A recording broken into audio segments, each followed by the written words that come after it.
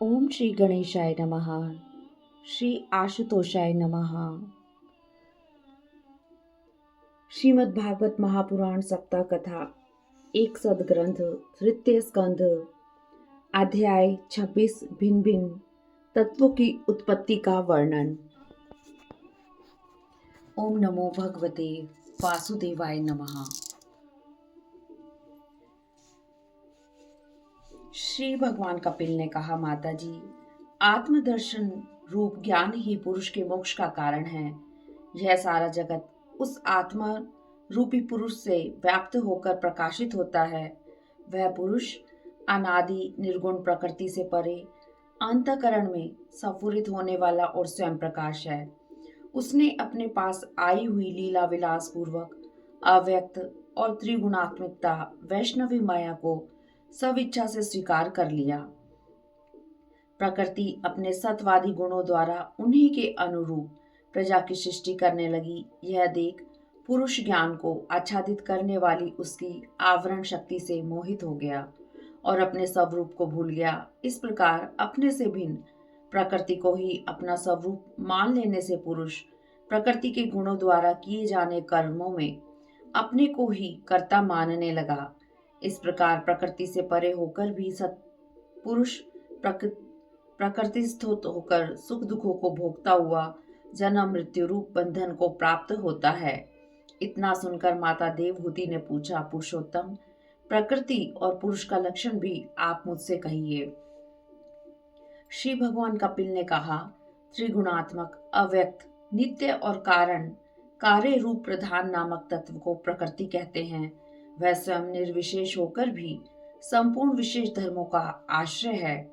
5 महाभूत पृथ्वी जल तेज वायु और आकाश, 5 तन मात्रा गंध रस रूप स्पर्श और शब्द, 10 इंद्रियां आंख नाक कान रसना त्वचा, ये 5 ज्ञान इंद्रियां और वाक पाणी पात उपस्थ और वायु, ये 5 कर्म इंद्रियां और 4 अंतःकरण मन बुद्धि चित्त और अहंकार। इन 24 तत्वों के समूह को विद्वान लोग प्रकृति का कार्य मानते हैं। मन बुद्धि चित्त और अहंकार इन 4 के रूप में एक ही अंतःकरण अपने संकल्प निश्चय चिंता और अभिमान रूपा 4 प्रकार की वृत्तियों से लक्षित होता है। इन 24 तत्वों के अतिरिक्त 25वां तत्व काल है। कुछ लोग काल को पुरुष से भिन्न तत्व न मानकर पुरुष का प्रभाव अर्थात ईश्वर की संहारकारिणी शक्ति बताते हैं, जिनकी प्रेरणा से गुणों की साम्य अवस्था रूप निर्विशेष प्रकृति में गति उत्पन्न होती है। वास्तव में वे पुरुष रूप भगवान ही काल कहे जाते हैं। इस प्रकार जो अपनी माया के द्वारा सब प्राणियों के भीतर जीव रूप से और बाहर काल रूप से व्याप्त है, वे भगवान ही 25वें तत्व हैं। जीवों के अदृष्टवश शोभ को प्राप्त हुई अपनी माया में परम पुरुष परमात्मा ने चिन्ह शक्ति रूप वीर्य स्थापित किया। उससे तेजो में महतत्व पैदा हुआ। ये महतत्व ने अपने में स्थित विश्व को प्रकट करने के लिए अपने स्वरूप को आच्छादित करने वाले प्रलयकालीन अंधकार को अपने ही तेज से पी लिया। सत्व गुण में शांत और भगवान की उपलब्धि का स्थान रूप चित्त ही महतत्व है। उसी को वासुदेव कहते हैं, जिसे अध्यात्म में चित्त कहते हैं। उसी को अधिभूत में महतत्व कहा जाता है। चित्त में अधिष्ठाता क्षेत्रज्ञ और उपास्य देव वासुदेव हैं। अहंकार में अधिष्ठाता रुद्र और उपास्य देव संकर्षण हैं। बुद्धि में अधिष्ठाता ब्रह्मा और उपास्य देव प्रद्युम्न हैं। मन में अधिष्ठाता चंद्रमा और उपास्य देव अनिरुद्ध हैं। भगवान की वीर्य रूप चित शक्ति से उत्पन्न हुए महतत्व के विकृत होने पर उससे क्रिया शक्ति प्रधान अहंकार उत्पन्न हुआ। वह वैकारिक तेजस और तामस भेद से 3 प्रकार का है। उसी से क्रमशः मन इंद्रियों और 5 महाभूतों की उत्पत्ति हुई। इस भूत इंद्रिय और मन रूप अहंकार को ही संकर्षण कहा जाता है, जो सहस्त्र सिर वाले अनंत देव हैं। इस अहंकार का देवता रूप से कर्तव्य, इंद्रिय रूप से कारणत्व और पंचभूत रूप से कार्यत्व लक्षण हैं। सत्वादी गुणों के संबंध से शांतत्व, घोरत्व और मूढ़त्व भी इसी के लक्षण हैं। वैकारिक अहंकार के विकृत होने पर उससे मन हुआ, इसी मन के संकल्प और विकल्पों से कामनाओं की उत्पत्ति होती है। यह मनस्तत्व ही इंद्रियों के अधिष्ठाता अनिरुद्ध के नाम से प्रसिद्ध हैं। तेजस अहंकार में विकृत होने पर उससे बुद्धि तत्व उत्पन्न हुआ। वस्तु का सफुरण रूप विज्ञान और इंद्रियों के व्यापार में सहायक होना, पदार्थों का विशेष ज्ञान करना, ये बुद्धि के कार्य हैं। वृत्तियों के भेद से संशय, विपरीत ज्ञान, निश्चय, समृद्धि और निद्रा भी बुद्धि के ही लक्षण हैं। यह बुद्धि तत्व ही प्रद्युम्न है। इंद्रियां भी तेजस अहंकार का ही कार्य हैं। कर्म और ज्ञान के विभाग से उनके कर्म इंद्रिय और ज्ञान इंद्रिय दो भेद हैं। इसमें कर्म प्राण की शक्ति है और ज्ञान बुद्धि की। तामस अहंकार से विकृत होने पर उससे शब्द तन्मात्र का प्रादुर्भाव हुआ। शब्द तन्मात्र से आकाश तथा शब्द का ज्ञान कराने वाली श्रोतेंद्रिय उत्पन्न हुई। अर्थ का प्रकाशक होना, ओट में खड़े हुए वक्ता का भी ज्ञान करा देना और आकाश का सूक्ष्म रूप होना शब्द के लक्षण हैं। भूतों को अवकाश देना, सबके बाहर भीतर वर्तमान रहना और प्राण, इंद्रिय और मन का आश्रय होना, ये आकाश के वृत्ति रूप लक्षण हैं।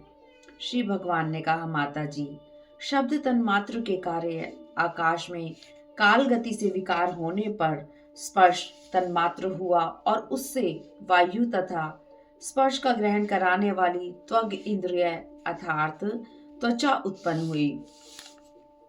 कोमलता, कठोरता, शीतलता और उष्णता तथा वायु का सूक्ष्म रूप होना, ये स्पर्श के लक्षण हैं। वृक्ष की शाखा आदि को हिलाना, तृण आदि को एकत्रित कर देना, सर्वत्र पहुंचना, गंध आदि युक्त द्रव्य को घ्राण आदि इंद्रियों के पास तथा शब्द को श्रोतेंद्रिय के पास ले जाना तथा संपूर्ण इंद्रियों को कार्य शक्ति देना, ये वायु की वृत्तियों के लक्षण हैं। इसके बाद वायु के विकृत होने पर उससे रूप तन्मात्र हुआ तथा उससे तेज और रूप को उपलब्ध कराने वाली नेत्रेंद्रिय प्रादुर्भाव हुआ। माता जी, आकार का बोध कराकर द्रव्य के अंग रूप से प्रतीत होना, तेज का स्वरूप भूत होना, ये सब रूप तन्मात्र की वृत्तियां हैं। चमकना, पकाना, शीत को दूर करना, सुखाना, भूख प्यास पैदा करना और उनकी निवृत्ति के लिए भोजन तथा जलपान कराना, ये तेज की वृत्तियां हैं। तेज के विकृत होने पर उससे रस तन्मात्र हुआ और उससे जल तथा रस को ग्रहण करने वाली रस इंद्रिय अर्थात जीवा उत्पन्न हुई। रस अपने शुद्ध स्वरूप में एक ही है, किंतु अन्य भौतिक पदार्थों के संयोग से वह कसेला, मीठा, तीखा, कड़वा, खट्टा और नमकीन आदि कई प्रकार का हो जाता है।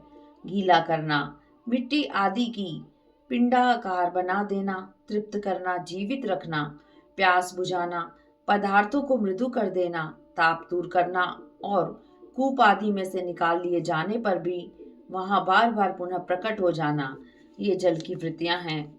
जल के विकृत होने पर उससे गंध तन्मात्र हुआ और उससे पृथ्वी तथा गंध को ग्रहण कराने वाली घ्राण इंद्रिय प्रकट हुई।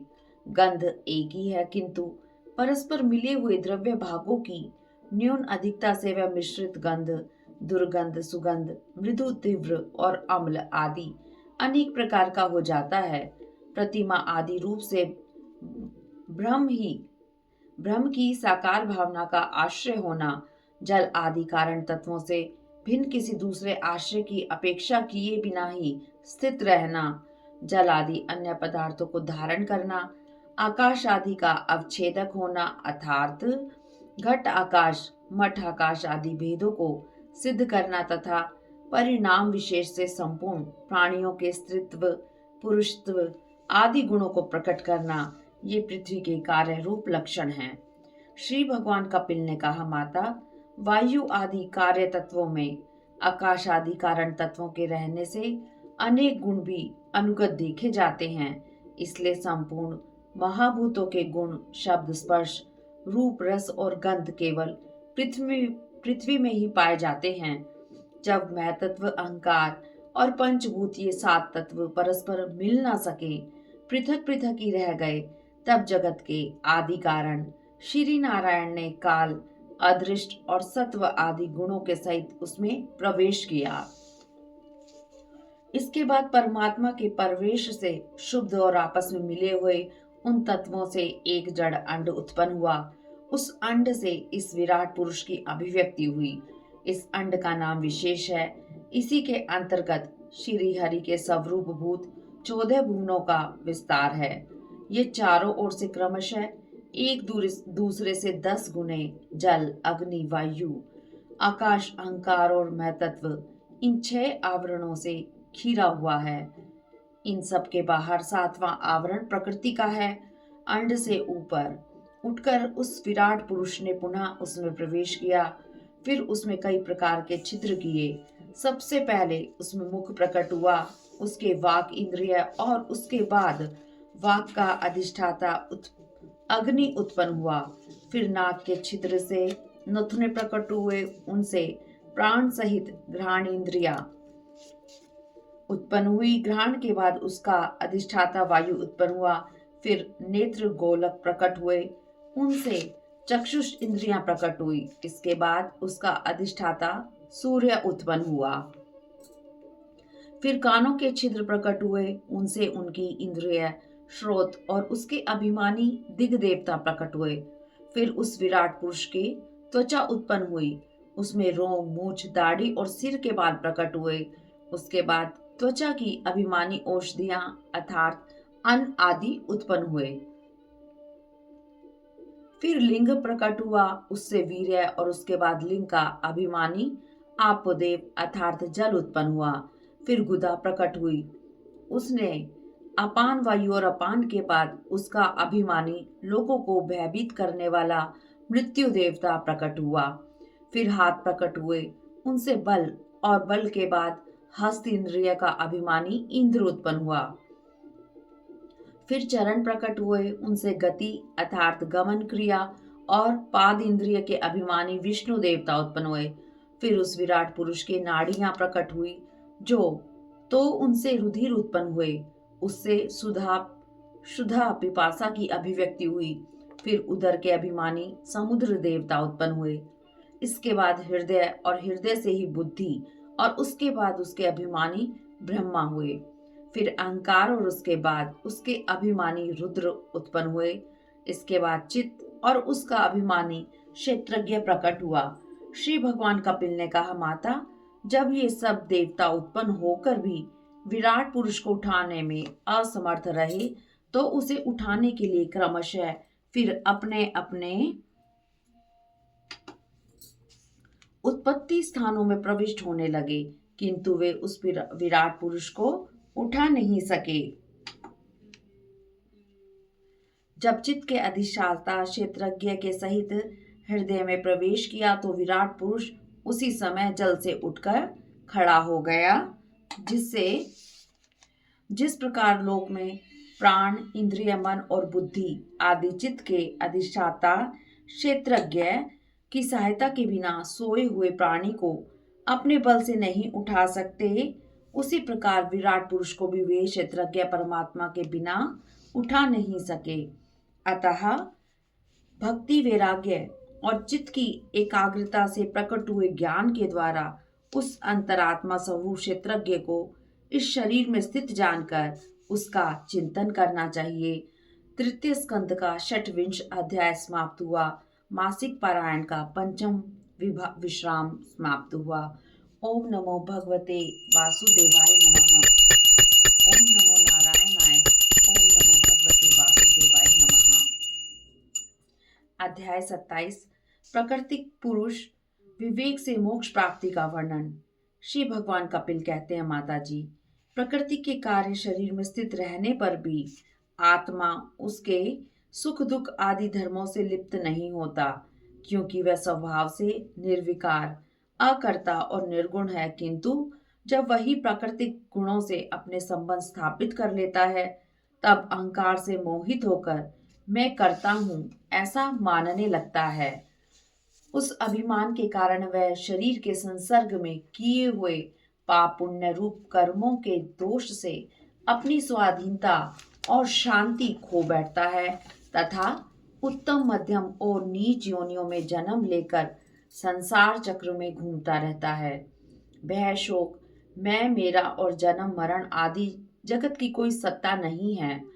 तब भी अज्ञान के कारण विषयों का चिंतन करते रहने से प्राणी का संसार चक्र कभी निवृत्त नहीं होता। अतः मनुष्य विषय चिंतन में फंसे हुए मन को भक्ति योग और वैराग्य के द्वारा धीरे धीरे अपने वश में कर ले। भगवान में सच्चा भाव रखकर उनकी कथा श्रवण में मन लगाए, संपूर्ण जीवों में संभाव रखे, वैर न करे, आसक्ति का त्याग करे, ब्रह्मचार्य का पालन करे, करते हुए मौन व्रत धारण करे, प्रारब्ध के अनुसार जो कुछ प्राप्त हो जाए उसी में संतुष्ट रहे, परिमित भोजन करे, सदा एकांत सेवन करे, शांत स्वभाव युक्त होकर सबसे मित्रवत व्यवहार करे, दया भाव रखता हुआ सदा धैर्य धारण करे। माताजी, विवेकी पुरुष प्रकृति और पुरुष के वास्तविक स्वरूप के अनुभव से प्राप्त हुए तत्व ज्ञान के कारण स्त्री पुत्र आदि सभी संबंधियों के सहित इस शरीर में मैं मेरेपन का भाव नहीं रखता। बुद्धि की जागृत आदि अवस्थाओं में भी अलग हो जाते हैं। परमात्मा के अतिरिक्त किसी अन्य वस्तु को नहीं देखता।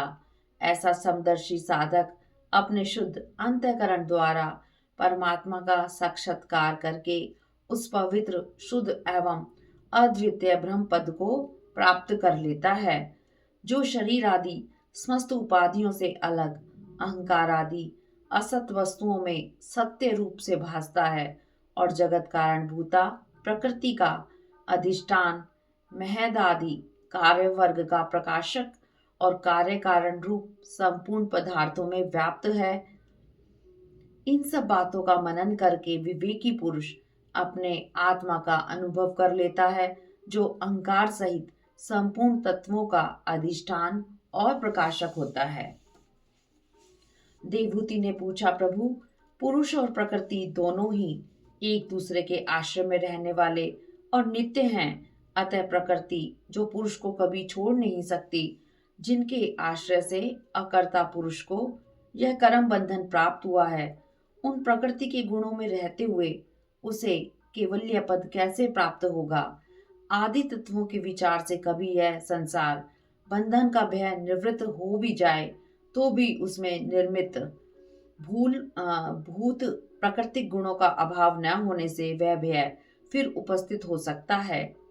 श्री भगवान ने कहा, माता जी, निष्काम भाव से किए हुए सब धर्म पालन द्वारा हृदय शुद्ध होने से बहुत समय तक भगवत कथा श्रवण द्वारा पुष्ट हुई मेरी भक्ति से तत्व साक्षात्कार कराने वाले ज्ञान से प्रबल वैराग्य से चित्त की प्रगाढ़ एकाग्रता से प्रकृति अर्थात अविद्या दिन रात क्षीण होती हुई धीरे धीरे लीन हो जाती है। फिर सदा दोष दिखने से भोग कर त्यागी हुई वह प्रकृति अपने स्वरूप में स्थित और बंधन मुक्त हुए उस पुरुष का कुछ भी नहीं बिगाड़ सकती। मेरा वह भक्त मेरी कृपा से तत्व ज्ञान प्राप्त करके आत्म अनुभव द्वारा सारे संदेहों से मुक्त हो जाता है। फिर लिंग देह का नाश हो जाने पर एकमात्र मेरे ही आश्रित अपने स्वरूप भूत मायामयी अणिमा आदि सिद्धियों में यदि पुरुष का मन नहीं फंसता तो उसे मेरा वह नित्य परम पद प्राप्त होता है, जहां मृत्यु का कुछ भी नहीं चलता। तृतीय स्कंद का 27वां अध्याय समाप्त हुआ। ओम नमो भगवते वासुदेवाय नमः। ओम नमो नारायणाय। ओम नमो नारायणाय। अध्याय 28 अष्टांग योग की विधि। श्री भगवान कहते हैं, माता जी, अब मैं तुम्हें सबीज योग का लक्षण बताता हूँ। उसी के द्वारा चित्त शुद्ध एवं प्रसन्न होकर परमात्मा में लग जाता है। संसार में सत्य धर्म और शास्त्र विहित कर्म का पालन करते हुए निरंतर भगवान की लीलाओं का चिंतन करते हुए चित्त को समाहित करें। इस प्रकार सावधानी के साथ प्राणों को जीतकर बुद्धि के द्वारा अपने कुमार्गगामी दुष्ट चित्त को धीरे धीरे एकाग्र करें। परमात्मा के ध्यान में लगावें। प्राणवायु को जीत लेने वाले योगी का मन शीघ्र शुद्ध हो जाता है। प्राणायाम से वात पित्त आदि जनित दोषों को, धारणा से पापों को, प्रति आहार से विषयों के संबंध को और ध्यान से भगवत विमुख करने वाले राग द्वेष आदि दुर्गुणों को दूर करें। योग का अभ्यास करते करते चित्त निर्मल और एकाग्र करके नासिका के अग्रभाग में दृष्टि जमाकर भगवान के पवित्र स्वरूप का ध्यान करें। फिर भगवान के श्री चरण कमल का ध्यान करें। फिर श्री हरि के पिंगलियों एवं घुटनों का ध्यान करें। इसके बाद क्रम से भगवान के उदर देश में स्थित नाभि सरोवर का, चारों भुजाओं का, मुख कमल का, नासिका का, भक्ति भाव से नेत्रों की चितवन का और उनके सर्वांग का ध्यान करें। इस प्रकार ध्यान के अभ्यास से साधक का परमात्मा से प्रेम हो जाता है। उसका हृदय भक्ति से द्रवित हो जाता है। शरीर में आनंद आदि रेख के कारण रोमांच होने लगता है। प्रेम अश्रुओं की धारा से उसका शरीर भीग जाता है। फिर वह भगवान को अपनी ओर आकर्षित करने के लिए अपने मन को धीरे धीरे ध्येय वस्तु से हटा देता है। आश्रय, विषय और राग से रहित होकर मन शांत अर्थात ब्रह्मा आकार हो जाता है। इस प्रकार परमात्मा तत्व का साक्षात्कार कर लेने पर साधक जिस सुख दुख के भोक्तृत्व को पहले अज्ञानवश अपने स्वरूप में देखता था, उसे अब अविद्याकृत अहंकार में ही देखता है। सिद्ध पुरुष को अपने शरीर के बैठने उठने, देववश कहीं जाने या वापस आने के बारे में कुछ भी ज्ञात नहीं रहता, क्योंकि वह अपने परमा आनंदमय स्वरूप में स्थित रहता है। उसका शरीर पूर्व जन्म के संस्कारों के अधीन है, इसलिए जब तक उसका आरंभक प्रारब्ध शेष है तब तक वह इंद्रियों सहित जीवित रहता है। किंतु जिसने परमात्मा तत्व को अच्छी तरह से जान लिया है, वह सिद्ध पुरुष स्त्री पुत्र आदि के साथ अपने शरीर को भी असत मानता है। अतः उसका अहम मम समाप्त हो जाता है। जिस प्रकार देह दृष्टि से जरायुज, अंडज, सवेदज और उद्भिज चारों प्रकार के प्राणी पंचभूत मात्र हैं, उसी प्रकार संपूर्ण जीवों में आत्मा को और आत्मा में संपूर्ण जीवों को अनन्य भाव से अनुगत देखें। जिस प्रकार एक ही अग्नि अपने पृथक पृथक आश्रों से उनकी विभिन्नता के कारण भिन्न भिन्न आकार की दिखाई देता है, उसी प्रकार देव, मनुष्य आदि शरीरों में रहने वाला एक ही आत्मा अपने आश्रों के गुण भेद के कारण भिन्न भिन्न प्रकार का भासता है। अतः भगवान का भक्त जीव के स्वरूप को छिपा देने वाली कार्य कारण रूप से परिणाम को प्राप्त हुई भगवान की अचिंत्य शक्तिमयी माया को भगवान की कृपा से ही जीतकर अपने वास्तविक स्वरूप अर्थात ब्रह्म रूप में स्थित होता है। तृतीय स्कंद का 28वां अध्याय समाप्त हुआ। ओम नमो भगवते वासुदेवाय नमः। ओम नमो नारायणाय। ओम नमो भगवते वासुदेवाय नमः। अध्याय 29 भक्ति का मर्म और काल की महिमा। देवहूति ने पूछा, प्रभु अब आप कृपा करके भक्ति योग का मार्ग मुझे विस्तार से बताइए। जीवों की जन्म मरण रूपा अनेक प्रकार की गतियों का भी वर्णन कीजिए। उसे सुनने से जीव को सब प्रकार की वस्तुओं से वैराग्य हो जाता है।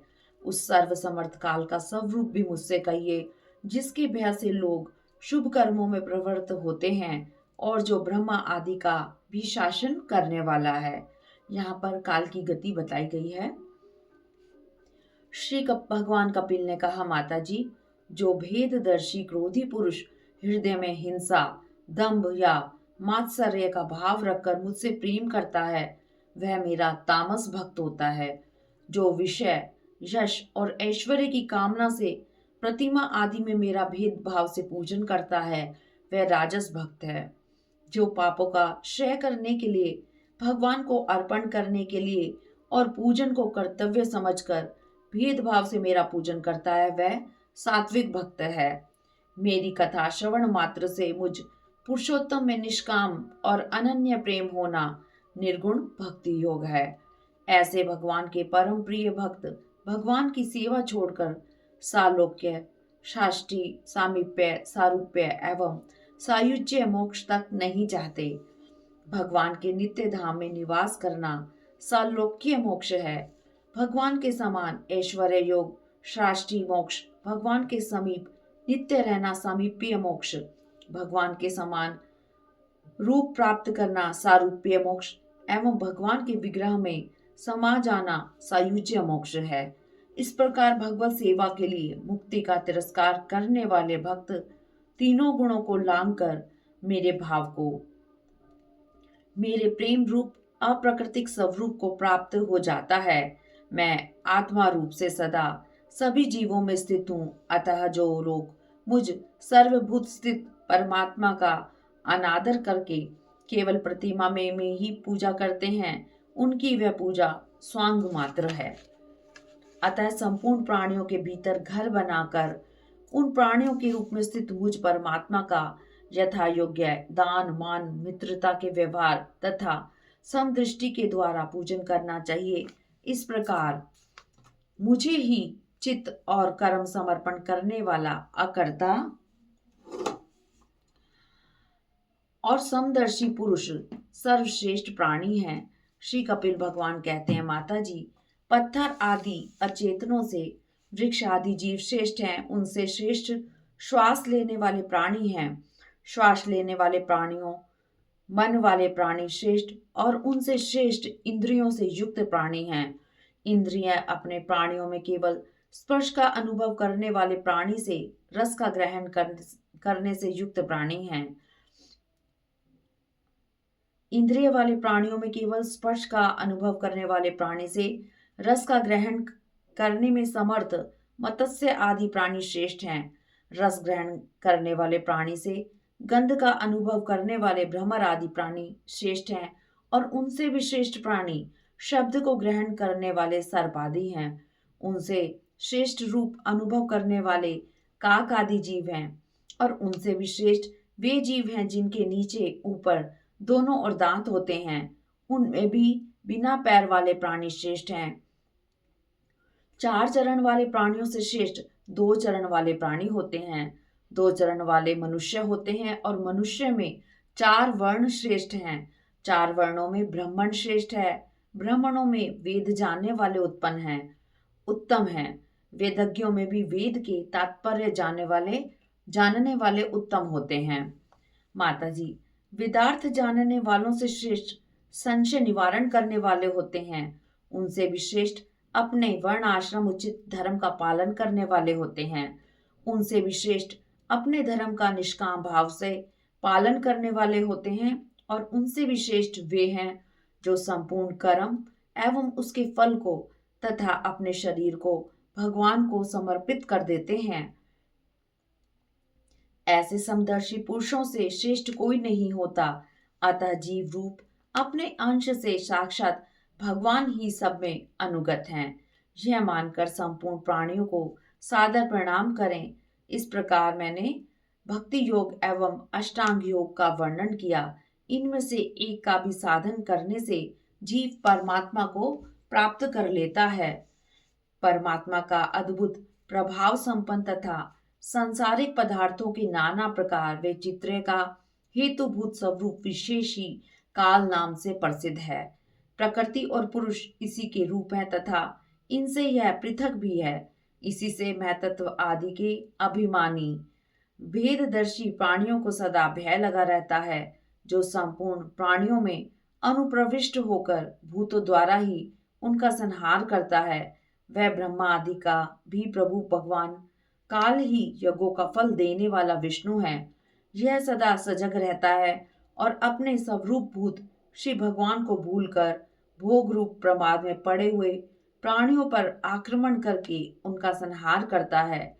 इसी के भय से वायु चलता है, इसी के भय से सूर्य तपता है, इसी के भय से इंद्र वर्षा करते हैं, इसी के भय से तारे चमकते हैं, इसी के भय से औषधियां सहित लताएं और सारी वनस्पतियां समय समय पर फूल फल धारण करती हैं।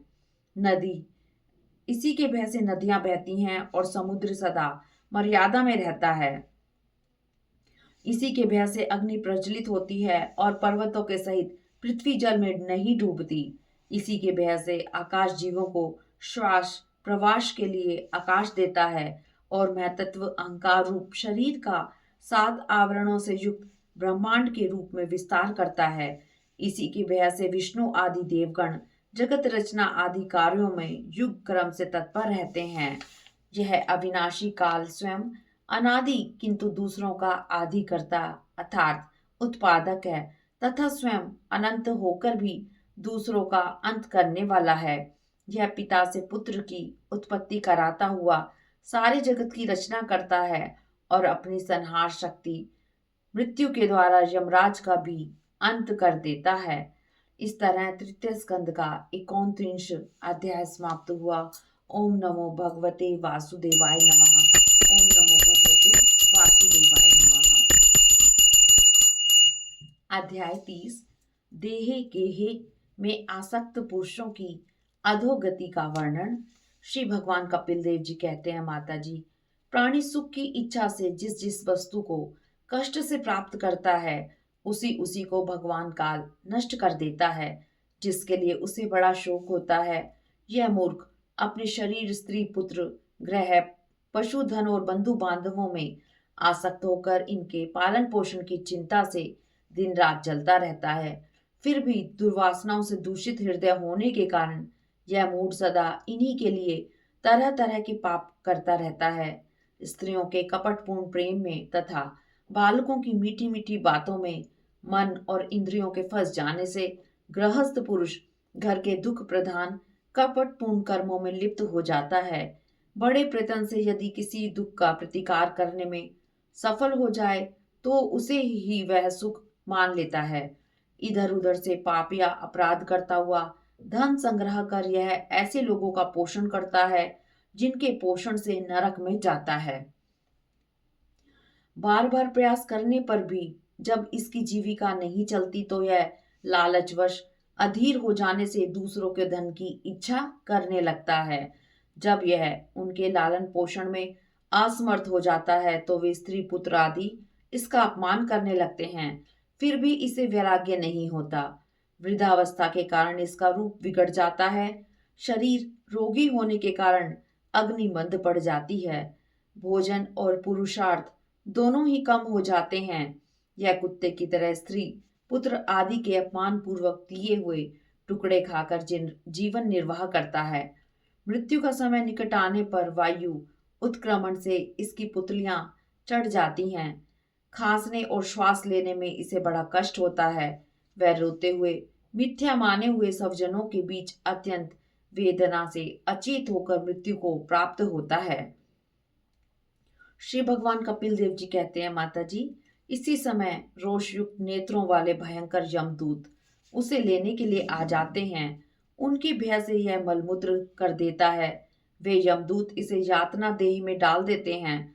उसके गले में रस्सी डालकर बलात् उसे असहाय पीड़ा देते हुए यमपुरी ले जाते हैं। यमदूतों की घुड़कियों से वह कांपने लगता है। मार्ग में उसे कुत्ते नोचते हैं। उस समय वह अपने पापों को याद कर बेचैन हो जाता है। भूख प्यास से व्याकुल होकर वह घाम और लूओं से तापता रहता है। यम मार्ग में उसे जल और विश्राम स्थल प्राप्त नहीं होता। बालुकामय मार्ग में उसे एक पग भी आगे चलाने की शक्ति नहीं रह जाती तो यमदूत उसे कोड़े से मारते हैं। तब वह अपार कष्ट भोगता हुआ चलता है। यम मार्ग की यातना का वर्णन कहाँ तक करें, वह अवर्णनीय है। यमलोक का मार्ग 99,000 योजन है। इतने लंबे मार्ग को 2 ही 3 मुहूर्त में पूर्ण करना पड़ता है। यमपुरी पहुंचकर नरक में उसे तरह तरह की यातनाएं दी जाती हैं। नरक में उसके शरीर को जलती हुई लकड़ियों के बीच में डालकर उसे जलाया जाता है। स्वयं या दूसरों के द्वारा काट काट कर उसे अपना ही मांस खिलाया जाता है। वहां के कुत्ते उसकी आंतें उसके सामने ही खींचते हैं। सर्प, बिच्छू और डांस आदि डसने वाले तथा डंक मारने वाले जीवों से उनके शरीर को पीड़ा पहुंचाई जाती है। शरीर को काट काट कर टुकड़े टुकड़े किए जाते हैं। ये सब यातनाएं तथा इस प्रकार तामिस्त्र, अंध तामिस्त्र तथा रौरव आदि नरकों की और विविध यातनाएं उसे भोगनी पड़ती हैं। स्त्री और पुरुष के संबंध से होने वाले संपूर्ण पाप के कारण उस नाटकीय प्राणी को भयंकर नाटकीय यातनाएं भोगनी पड़ती हैं। इस तरह उस यमपुरी में इसे अवर्णनीय यातनाएं दी जाती हैं। कुछ लोगों का कहना है कि स्वर्ग और नरक तो इसी लोक में हैं, क्योंकि नारकीय यातनाएं यहाँ भी देखी जाती हैं। जो पुरुष पाप की कमाई से ही अपने परिवार का पालन करने में व्यस्त रहता है, वह संपूर्ण नरकों को भोग कर अंत में अंधतामिस्त्र नरक में जाता है। यह नरकों में चरम सीमा का कष्टप्रद स्थान है। मनुष्य जन्म से पूर्व की सभी यातनाओं को भोग कर तथा शूकर, कुकर आदि योनियों को क्रम से भोग कर फिर मनुष्य योनि पाता है। इस तरह तृतीय स्कंद का 63 अध्याय समाप्त हुआ। ओम नमो भगवते वासुदेवाय नमः। ओम नमो नारायणाय। अध्याय 31। अब हम इस अध्याय में मनुष्य योनि को प्राप्त हुए जीव की गति का वर्णन करने जा रहे हैं। आप इसे ध्यान से सुनिएगा। श्री भगवान कपिल कहते हैं, माता जी, भगवान की प्रेरणा से अपने पूर्व कर्मानुसार देही प्राप्ति के लिए पुरुष के वीर्यकर्ण के द्वारा स्त्री के उदर में प्रवेश करता है। वहां वह एक रात्रि में स्त्री के रज में मिलकर एक रूप कलल बन जाता है। 5 रात्रि में बुद्बुद रूप से हो जाता है। 10 दिन में बेर के समान कुछ कठोर हो जाता है। उसके बाद मांसपेशी अथवा अंडज प्राणियों में अंडे के रूप में परिणत हो जाता है। 1 महीने में सिर और 2 महीने में हाथ पैर आदि अंगों का विभाग हो जाता है। 3 मास में नख, रोम, अस्थि, चर्म, स्त्री पुरुष के चिन्ह तथा अन्य छिद्र उत्पन्न हो जाते हैं। 4 मास में मांस आदि धातुएं पैदा हो जाती हैं। 5वें महीने में भूख प्यास लगने लगती है। 6ठे महीने में झिल्ली से लिपट कर वह दाहिनी कोख में घूमने लगता है।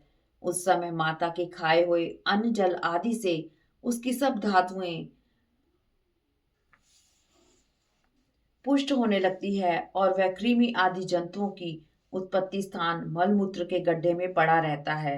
वह सुकुमार तो होता ही है, अतः जब वहां के भूखे कीड़े उसके अंग प्रत्यंग नोचते हैं, तब अत्यंत कलेश के कारण वह क्षण क्षण से अचेत हो जाता है। माता के खाए हुए कड़वे, तीखे, गरम, नमकीन, रूखे और खट्टे आदि उग्र पदार्थों का स्पर्श होने से उसके शरीर में पीड़ा होने लगती है। वह जीव माता के गर्भाशय में झिल्ली से लिपटा हुआ आंतों से घिरा रहता है। उसका सिर पेट की ओर तथा पीठ और गर्दन कुंडलाकार मुड़े रहते हैं। इसी समय भगवान की प्रेरणा से उसे स्मरण शक्ति प्राप्त होती है। उसे अपने सैकड़ों जन्मों के कर्म याद आ जाते हैं। 7वां महीना आरंभ होने पर उसमें ज्ञान शक्ति का भी उन्मेष हो जाता है। तब वह देह आत्मदर्शी जीव अत्यंत भयभीत हो 3 वाणी में हाथ जोड़कर उस प्रभु की स्तुति करता है। वह कहता है, मैं बड़ा अधम हूँ। यह गति जो मुझे प्राप्त हुई है वह मेरे योग्य ही है। भगवान अपनी शरण में आए हुए इस नश्वर जगत की रक्षा के लिए ही अनेक रूप धारण करते हैं। अतः मैं भी भूतल पर विचरण करने वाले उन्हीं के निर्भय चरणारविंदों की शरण लेता हूँ। हे प्रभु, इस अत्यंत दुख से भरे हुए गर्भाशय में यद्यपि मैं बड़ा कष्ट भोग रहा हूँ, यहाँ से बाहर निकलकर इस कष्ट से निवृत्ति चाहता हूँ। फिर भी बाहर निकलकर संसार में अंधकूप में गिरने की मुझे कोई इच्छा नहीं है, क्योंकि उसमें जाने वाले जीव को अपनी माया घेर लेती है, जिसके कारण उसके शरीर में अहम बुद्धि हो जाती है और उसके परिणाम में उसे फिर इस संसार चक्र में ही पड़ना होता है। अतः हृदय में श्री विष्णु भगवान के चरणों को स्थापित कर अपनी बुद्धि की सहायता से ही अपने को बहुत शीघ्र इस संसार रूप समुद्र के पार लगा दूंगा, जिससे यह संसार दुख फिर ना प्राप्त हो। श्री भगवान कपिल देव जी कहते हैं, माता जी, वह 10 महीने का जीव गर्भ में ही इस प्रकार विवेक संपन्न होकर भगवान की स्तुति करता है, तब उस अधोमुख बालक को प्रसव काल की वायु तत्काल बाहर आने के लिए ढकेलती है। वह बड़े कष्ट से बाहर निकलता है। पूर्व समृद्धि नष्ट हो जाती है। देह अभिमानी रूप अज्ञान दशा को प्राप्त होकर वह बार बार रोता है। उसके अभिप्राय को न समझने वाले माता पिता आदि द्वारा उसका पालन पोषण होता है। अपनी अनुकूल बात को न वह कह सकता है और प्रतिकूल का निषेध नहीं कर सकता। सिवा रोने के वह कुछ भी नहीं कर सकता। इस प्रकार बाल्य और पौगंड अवस्थाओं के दुख भोग कर वह बालक युवा अवस्था में पहुंचता है। इस समय यदि कोई इच्छित भोग प्राप्त नहीं होता तो अज्ञानता से वह क्रोध करता है, फिर शोक करता है। जो शरीर इसे वृद्धावस्था आदि अनेक प्रकार की कष्ट देता है तथा अविद्या और कर्म के सूत्र से बंधा रहने के कारण सदा इसके पीछे लगा रहता है, उसी के लिए यह तरह तरह के कर्म करता रहता है। उसी में बंध जाने के कारण इसे बार बार संसार चक्र में पड़ना होता है। स्त्री में आसक्त रहने के कारण तथा अंत समय में स्त्री का ही ध्यान रहने से जीव को स्त्री योनि प्राप्त होती है, जिससे जीव पुरुष रूप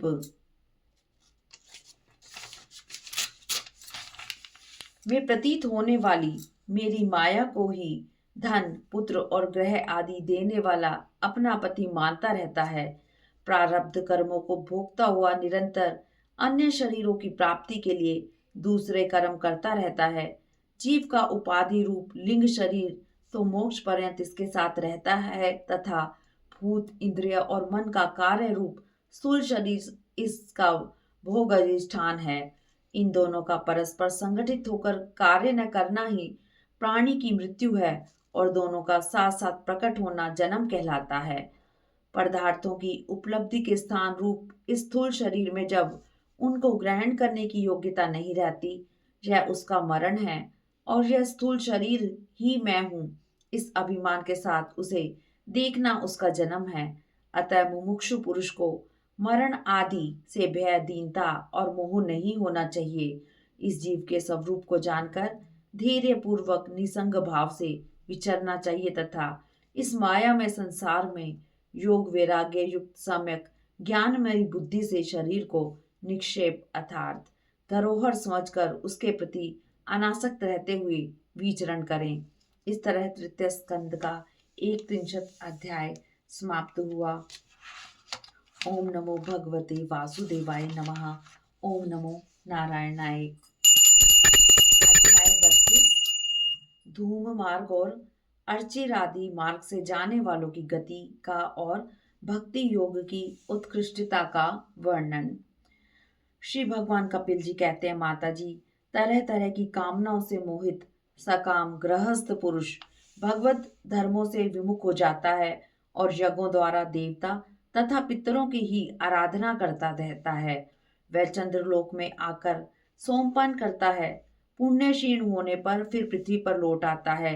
प्रलय काल में जब भगवान शेष शैया पर शयन करते हैं, उस समय सकाम गृहस्थों को प्राप्त होने वाले ये सब लोग भी लीन हो जाते हैं।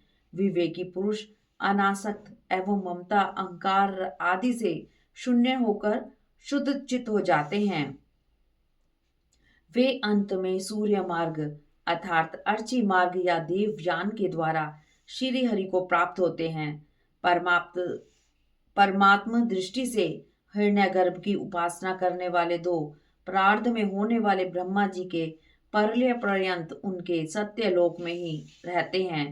ब्रह्मा जी जिस समय अपने द्विपरार्ध काल के अधिकार को भोगकर पृथ्वी, जल, अग्नि, वायु, आकाश, मन, इंद्रिय, उनके विषय, शब्द आदि और अहंकार आदि के सहित संपूर्ण विश्व का संहार करने की इच्छा से त्रिगुणात्मिकता प्रकृति के साथ एक रूप होकर निर्विशेष परमात्मा में लीन हो जाते हैं, उस समय प्राण और मन को जीते हुए वे भी देह त्याग कर उन भगवान ब्रह्मा जी में ही प्रवेश करते हैं और फिर उन्हीं के साथ परमानंद स्वरूप पुराण पुरुष पर ब्रह्म में लीन हो जाते हैं।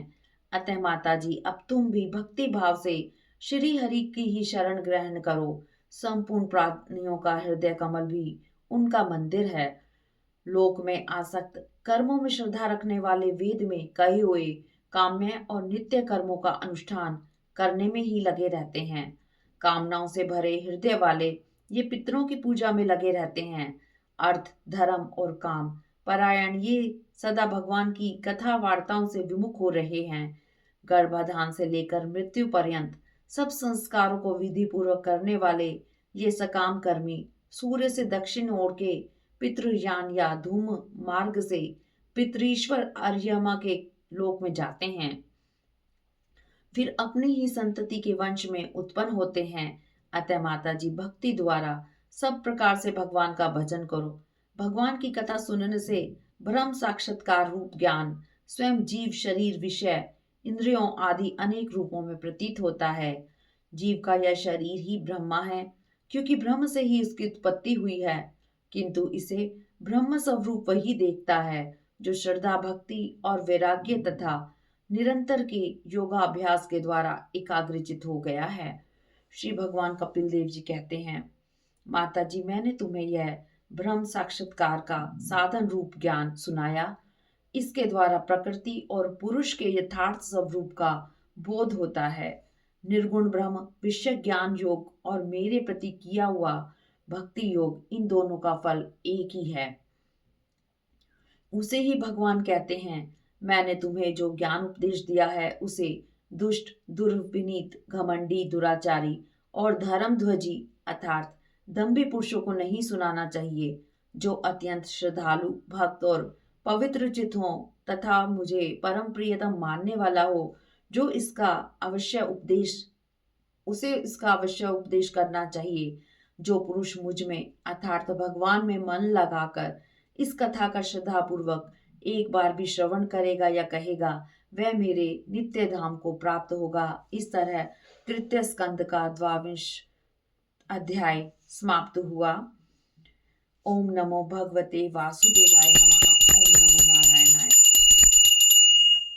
तृतीय स्कंद का यह अंतिम अध्याय है, देवहूति को तत्व ज्ञान और मोक्ष पद की प्राप्ति।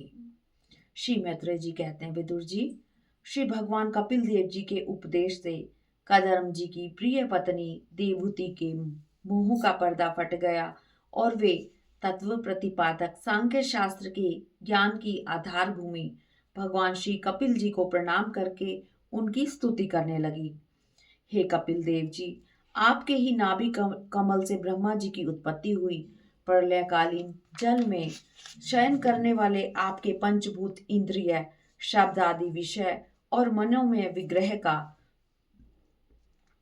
जो सत, रज और तम गुणों के प्रवाह सहित सत स्वरूप और कार्य एवं कारण दोनों के प्रभु और हजारों अचिंत्य शक्तियों से पूर्ण है, अपनी शक्ति को गुण प्रवाह रूप से ब्रह्म आदि अनंत मूर्तियों में अलग करके उनके द्वारा आप स्वयं ही विश्व की रचना करते हैं। हे प्रभु, मुझे तो यह कितना अद्भुत लगता है कि आपके उदर में प्रलय के समय यह सारा जगत लीन हो जाता है और आप ही कल्प के अंत में माया में बालक का रूप धारण कर अपने चरण का अंगूठा चूसते हुए अकेले ही वट वृक्ष के पत्ते पर शयन करते हैं। उन्हीं आपको मैंने गर्भ में ग्रहण किया। हे प्रभु, आप पापियों का नाश और अपने भक्तों की रक्षा कर उनका अभ्युदय एवं कल्याण करने के लिए शरीर धारण किया करते हैं। अतः जैसे आपने वराह आदि अवतार लिया है, वैसे ही मोक्ष चाहने वालों को ज्ञान देने के लिए आपने यह कपिल अवतार धारण किया है। जो पुरुष आपका नाम उच्चारण करते हैं, उन्होंने तप, हवन, तीर्थ स्नान, सदाचार आदि का पालन और वेदा अध्ययन सब कुछ कर लिया। हे प्रभु, आप साक्षात पर ब्रह्म हैं, परम पुरुष हैं। वृत्तियों के प्रवाह को अंतर्मुख करके अंतःकरण में आपका ही चिंतन किया जाता है। आप अपने तेज से माया के कार्य गुण प्रवाह को शांत कर देते हैं और आपके ही उदर में संपूर्ण वेद तत्व निहित है। ऐसे साक्षात विष्णु स्वरूप आपको मैं प्रणाम करती हूँ। माता के इस प्रकार स्तुति करने पर मातृत्व वत्सल भगवान कपिल देव जी ने कहा, माता जी, मैंने तुम्हें जो यह सुगम मार्ग बताया है, इसका अवलंबन करने से तुम शीघ्र ही परम पद प्राप्त कर लोगी। इस प्रकार श्रेष्ठ आत्मज्ञान का उपदेश देकर श्री भगवान कपिल देव जी जननी की अनुमति लेकर वहां से चले गए। तब देवहूति जी भी अपने आश्रम में पुत्र के उपदेश दिए हुए योग साधन के द्वारा योग अभ्यास करती हुई समाधि में स्थित हो गई। त्रिकाल स्नान से उनके बाल भूरी भूरी जटाओं में परिणत हो गए। चीर वस्त्रों से ढका हुआ शरीर उग्र तपस्या के कारण दुर्बल हो गया। उन्होंने कदर्म के तप से प्राप्त अनुपम गृहस्थ सुख का त्याग कर दिया, किंतु पुत्र वियोग से व्याकुल होने के कारण उनका मुख उदास हो गया। श्री मैत्रेय जी कहते हैं, विदुर जी, कदम जी के वन गमन के बाद पुत्र का भी वियोग हो जाने से आत्मज्ञान संपन्न होने पर भी माता देवहूति बहुत व्याकुल हो गई। अपने पुत्र भगवान कपिल देव का ही चिंतन करते करते वे कुछ ही दिनों में ऐश्वर्य संपन्न घर से भी उपरत हो गई। भगवान कपिल देव जी ने ध्यान करने योग्य जिस स्वरूप का वर्णन किया था उसी का ध्यान करने लगी। इस प्रकार उनका माया जनित आवरण दूर हो गया।